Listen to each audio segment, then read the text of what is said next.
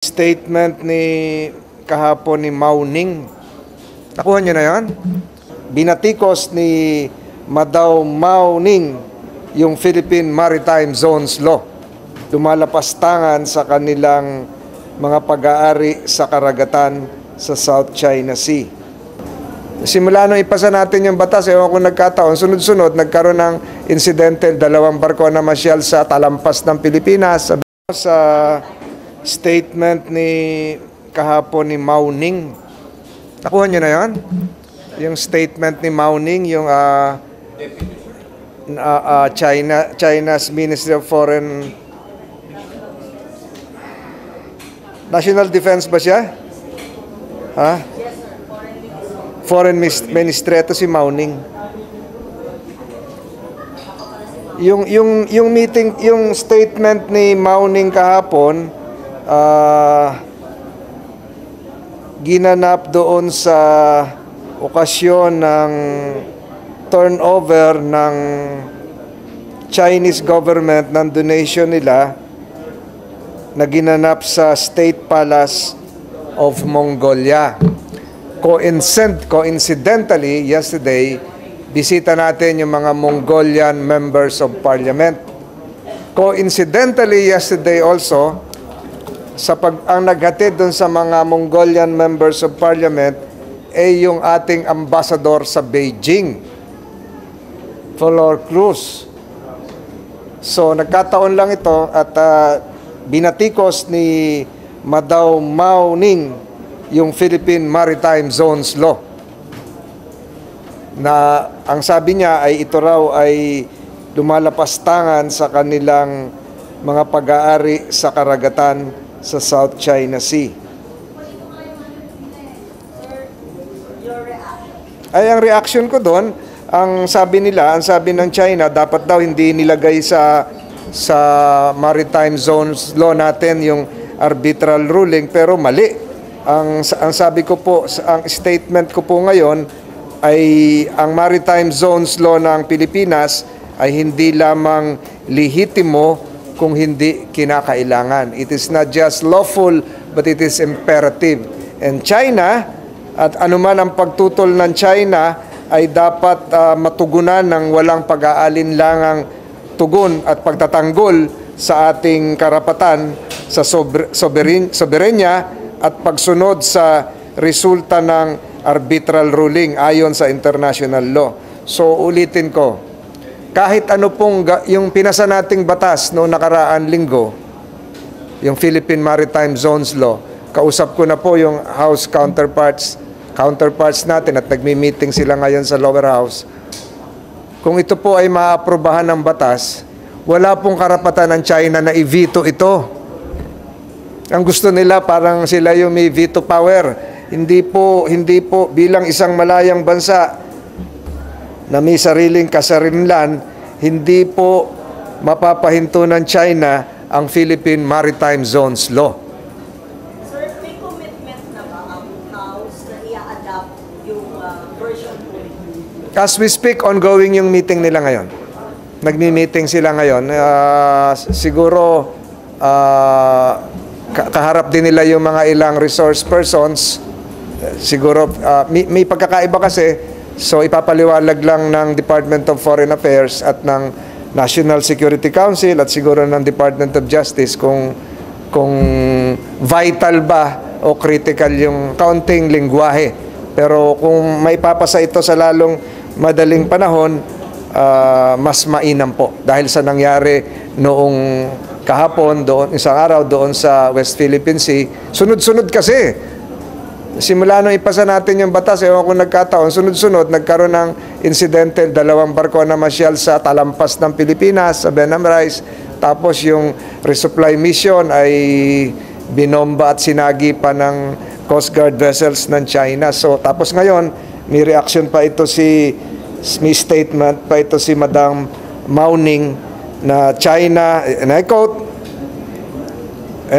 ito, coming from the words of the Chinese Foreign Ministry, China has noticed the risk. Ang tanong po sa kanya ng media sa Mongolia, the Senate of the Philippines recently approved the Maritime Zones Act. What's your comment? Ang sagot po niya ito, China noticed the recent developments. The Maritime Zones Act, approved by the Senate of the Philippines, has attempted to enforce the illegal arbitral award on the South China Sea by domestic legislation and include China's Huangyandao, Most Islands and reefs inside China's Nansha, Qingdao, etc. etc. So, nabahala na po sila dun sa Maritime Zones Law natin. Nagre-react na sila. So may connection, yung in-approve yung batas dun sa sunod-sunod. Hindi ko po alam. Yan, siguro, your guess is as good as mine. Pero nag-worsen na yung situation natin. So paano natin siya, sir, dapat i-address as an issue? Hindi, parang lumalabas, natatakot silang ipatupad natin yung Philippine Maritime Zones Law. O pag tayo ay tumugon doon sa kanilang hiling na wag nyo nang ituluyan, edi para tayong nagpavito. Di ba, ang pwede lang naman magbito ng batas natin ay ang Malacanang. O hindi naman siguro Beijing ang magbibito. Sir, how would this impact on China's free once this is the maritime law is passing? Hindi pa nga na ipapas, may impact na sa kanila eh. Nababahala na sila. Ibig sabihin, hindi nila pwedeng i-deadmahin, ha? Hindi nila pwedeng deadmahin. Na-approve pa lang natin ng third reading, may reaksyon na sila. Ito nga, oh. In consequences, no, meron namang precedent that China has remained defiant of the arbitral ruling. So, pwede nilang gawin uli in case Correct. Pwede nilang gawin yon. Pwede nilang baliwalain yon. Pero ibig ko sabihin, medyo sa batas pandaigdig, international law, nababahala sila. Sir, but how do you operationalize the law given na yun nga in China na hindi naman talaga sila sumusunod kahit nga sa international order, hindi nila kinikilala? Alam nyo yung babatikos nila sa Philippine Maritime Zones Law ay pagpapakita na kinikilala nila. Pwede nilang hindi ito pansinin eh. Pero ito, kino-quote nila, binabaliwala nila, ayaw nilang tanggapin. Ibig sabihin, kinikilala nila by their own standards, though they are trying to put a semblance of insignificance, but the way they are acting is that they are worried as to the future ramifications and consequences, which the international community will collectively bear brunt on them. So tama, sir, yung reaction din ng government natin, ng international community, parang we will keep on harping our ownership. Correct. At bago po, siguro po ito tandaan nyo, bago po natin nilabas yung, kung inyong titingnan yung Philippine Maritime Zones Law, kasama na yung Benham Rice eh. Dati hindi po napapansin yung Benham Rice. Di ba? Pinalitan natin ang pangalan, yung talampas ng Pilipinas. Ngayon, doon muna sila unang nagpunta. Last week, Benham Rice. Di ba? Yung dalawang barko? Yung research. Kasi nakalagay doon sa Maritime Zones Law natin, yung jurisdiction natin sa Benham Rice, at kailangan nila ng permiso kung kailangan nila mag-conduct ng scientific research doon sa ating exclusive economic zone, doon sa eastern seaboard ng Pilipinas.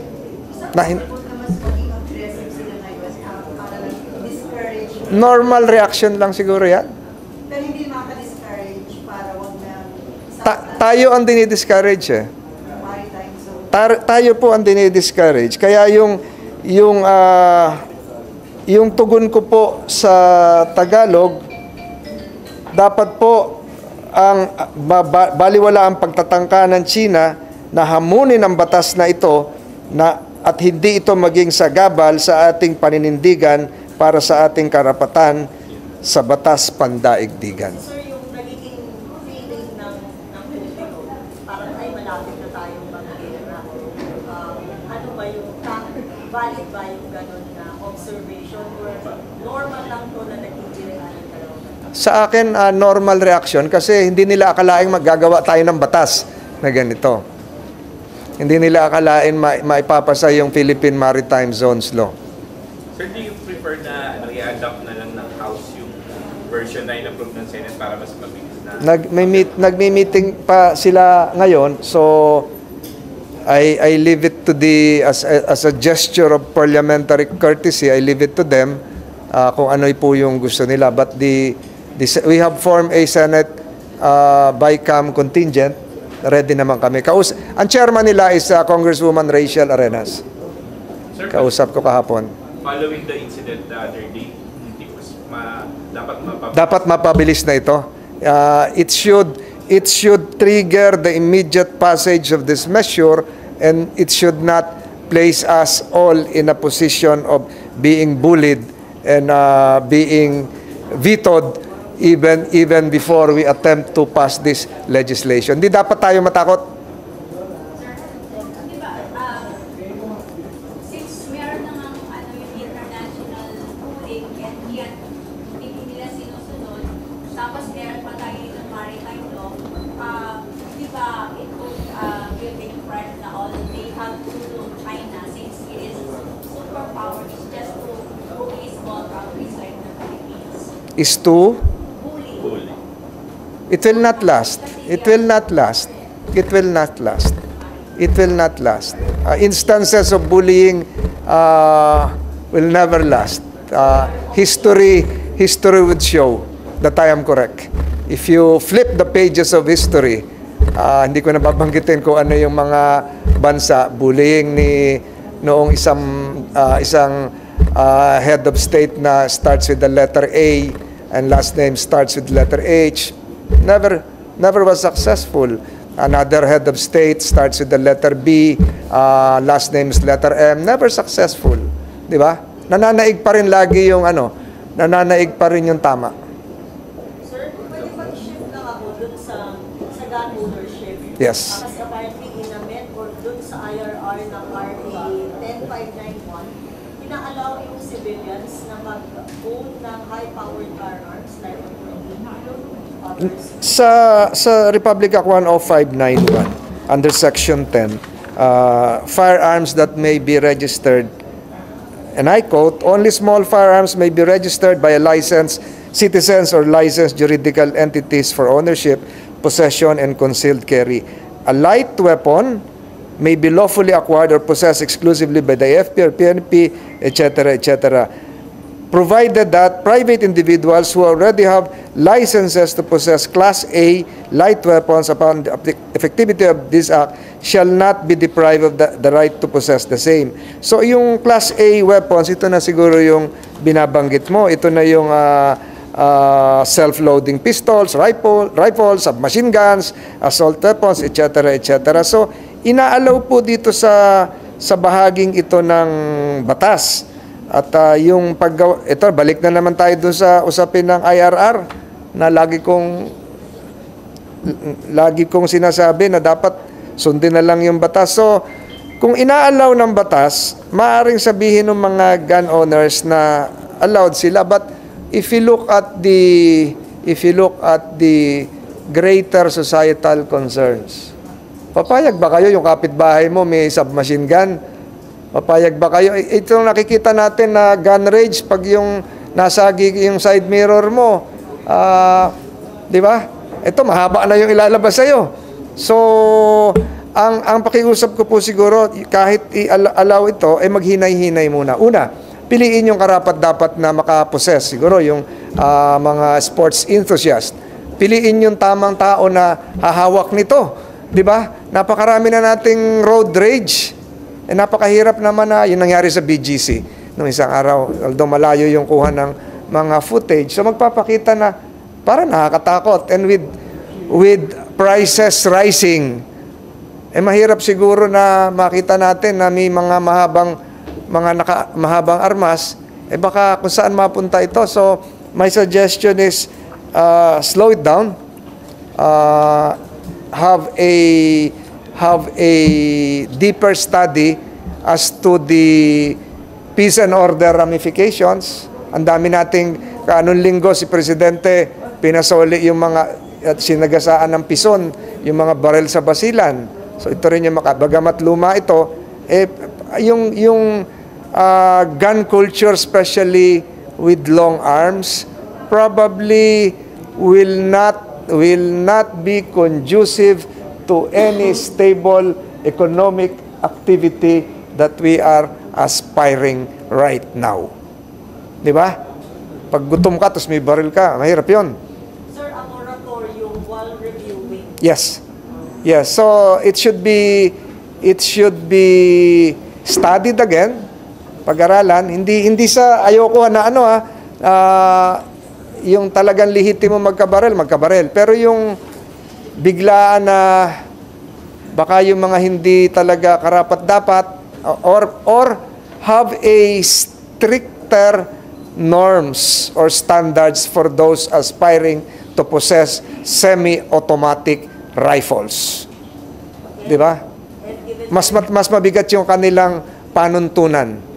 Saka sir, given yung reality na hindi rin ganun kasa yung maraming police to handle this kind of crime. Yes, kasi pag ang mga patrolman natin naka-short lang eh.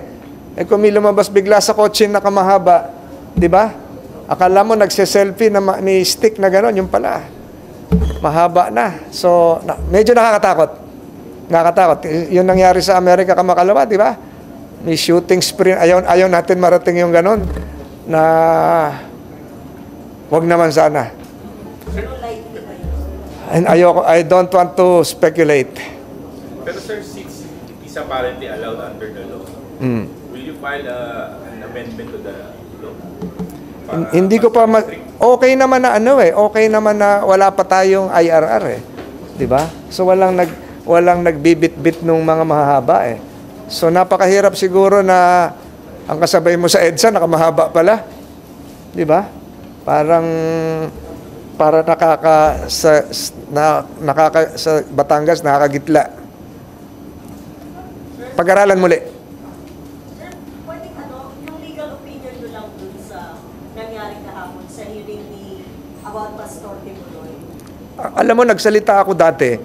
Hindi pala ako member ng committee.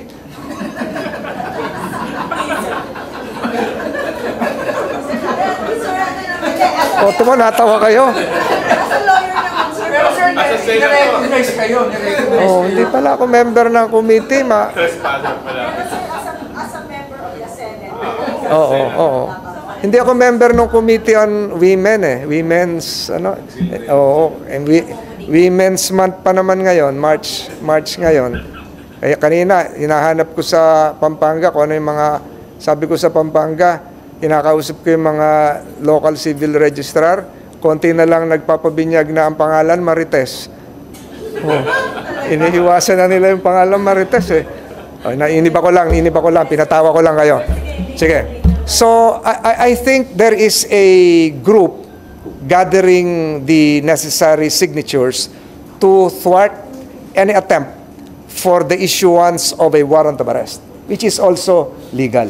And as I have stated before, the good Pastor Kibuloy can and exhaust all his legal remedies, legal avenues, with the assistance of his lawyers, just like any other Filipino citizen. Yung mga nag-rally kahapon dyan, karapatan po nila yon. Igalang din natin. So sir, kung member ka ng committee, sasama ka kay Senator Robin Padilla. Hindi nga ako member ng committee. Na hinahanap ko yung pangalan ko doon, di pala ako kasali.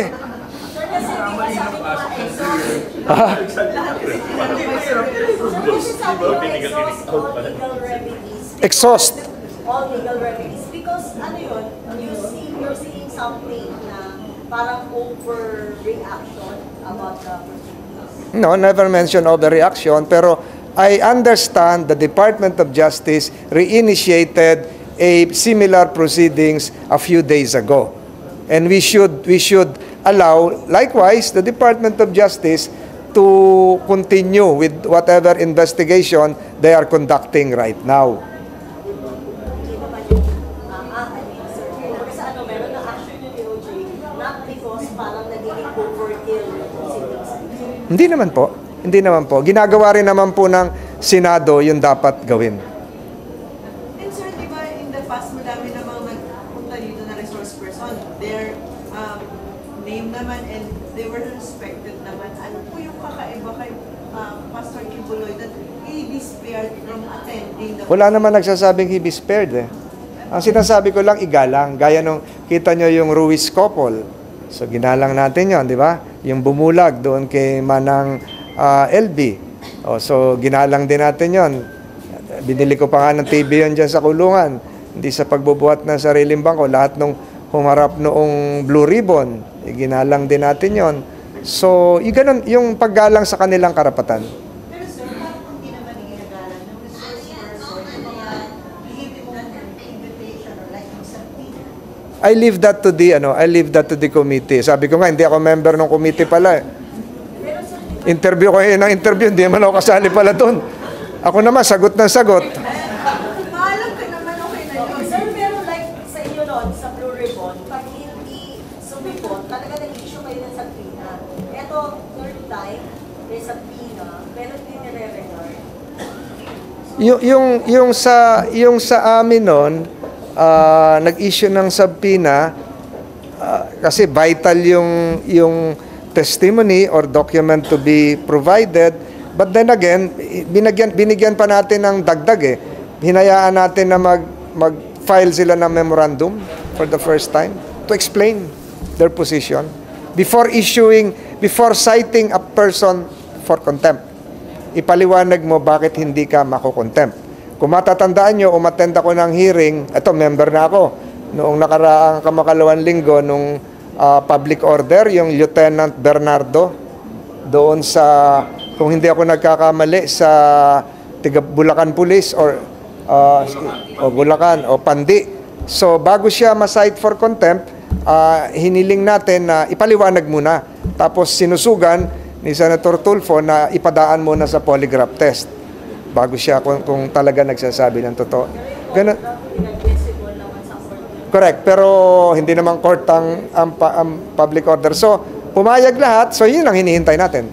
Yung resulta ng bago siya makontempt.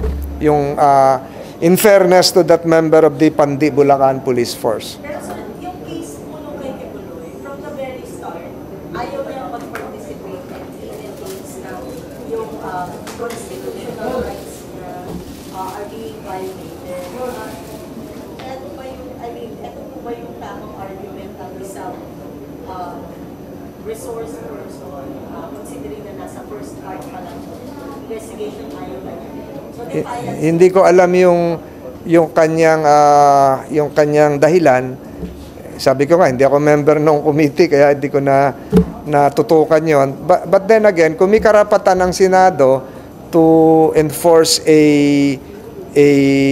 measure that would allow compulsion yun eh. Compulsion yung pagdadala dito, may karapatan din yung i-compel.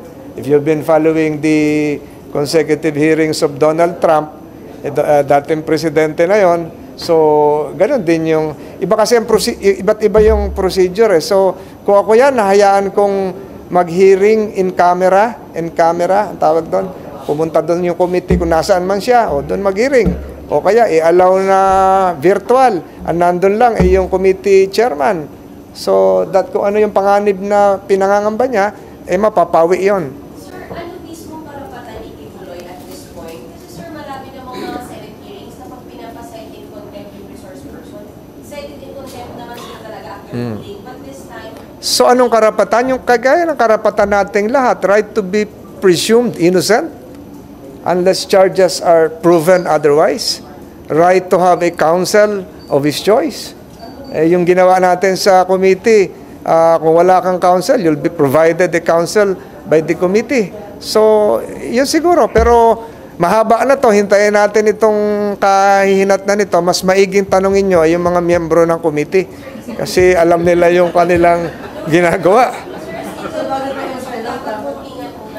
dapat po tingnan ng paliwanag si Kibuloy. Yes. Huwag siya ma-cite in contempt. Yes, that's the doctrine that came out of the case of Ong versus Farmally. And then, sir, paano yung proceedings? Once na nag-submit siya, like Hindi nga ako member ng committee, no? Di ba, sir, meron kayong amendment to the committee, yung rules of the The committee will decide collectively if the reasons given are credible, etc., etc. Go. Oh. As a member ng committee, do you see any lapses the way it was handled? Hindi naman. Hindi naman. Very transparent, but full of loaded with emotions. So let it sink first. Let it be ventilated. Another item. Last Monday, I filed Senate Resolution 941. Senate Resolution 941 will be tackled at 1 p.m. today. Senate Resolution 941 is the sole resolution dealing with the prerogatives of the Senate as a plenary to amend the Constitution. So it will be decided today, tackled today by the Senate Committee on Rules by 1 p.m. Yun, member ako noon. Pero hindi ko pa kayang sagutin kasi ano pa lang ngayon, alas 11 pa lang eh.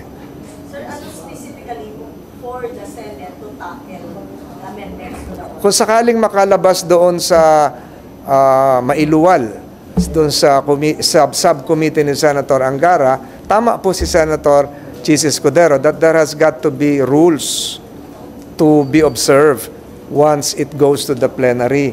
So ako na yun nagsabi na tuwing umaga, convert this into a Senate Constitutional Assembly, nandun sa rules, at nakalagay din po doon sa rules na hindi ko matandaan kung doon ko nilagay yung mag-robe pag umaga para heightened image of dignity similar to an impeachment proceedings, and then after it is approved by 3/4 vote, then we go to the usual bicameral and then direct to the people for ratification approval in a plebiscite called for that purpose. So doon sa proposal ninyo, magiging separate Separate. and voting. Separate. Hindi magkakaroon ng joint Hindi. Gusto mo niyong guluhin ko kayo? Ito, tinan niyo to. Tinan niyo to. May mga dinrawing ako kahapon. Joint session, joint voting. Joint session, separate voting. Separate session, joint voting. Separate session, separate voting.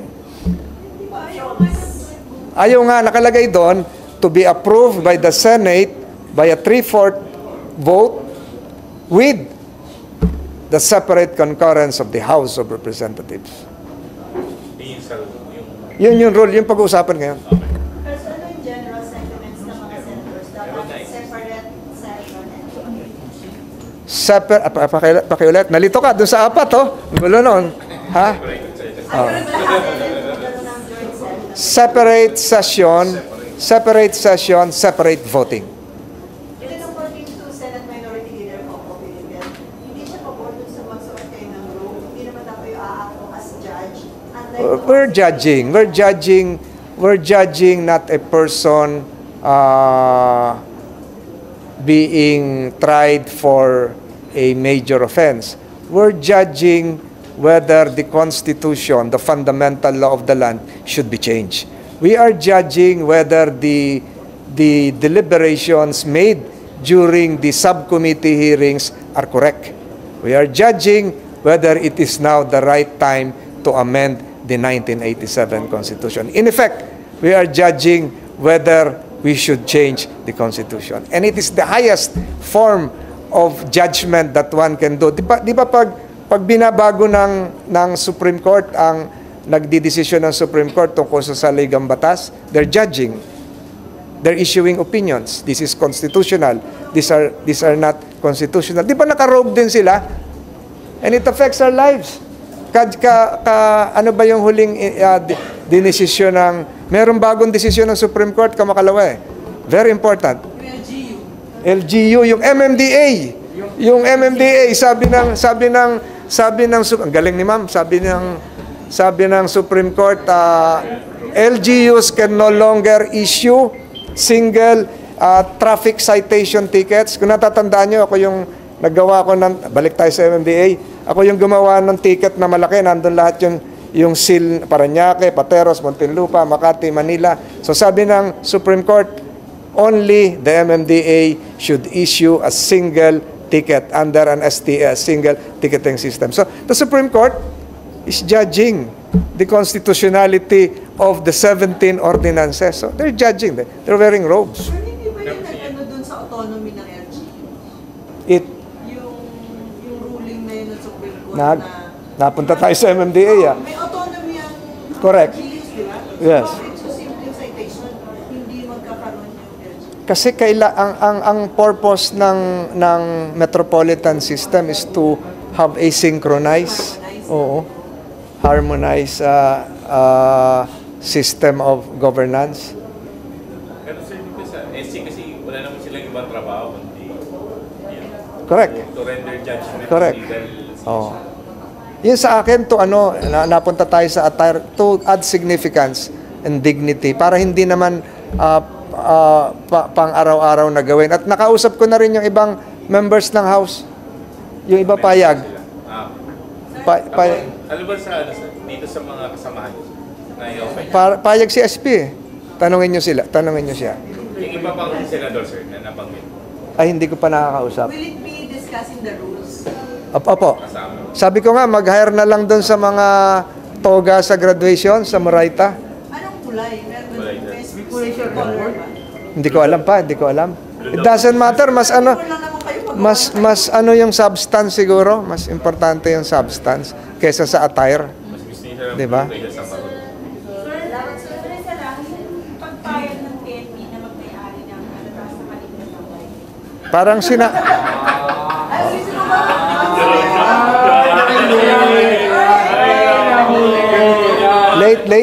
late. Natutulog siya kanina sir. Pwede bang i-amend ng PNP?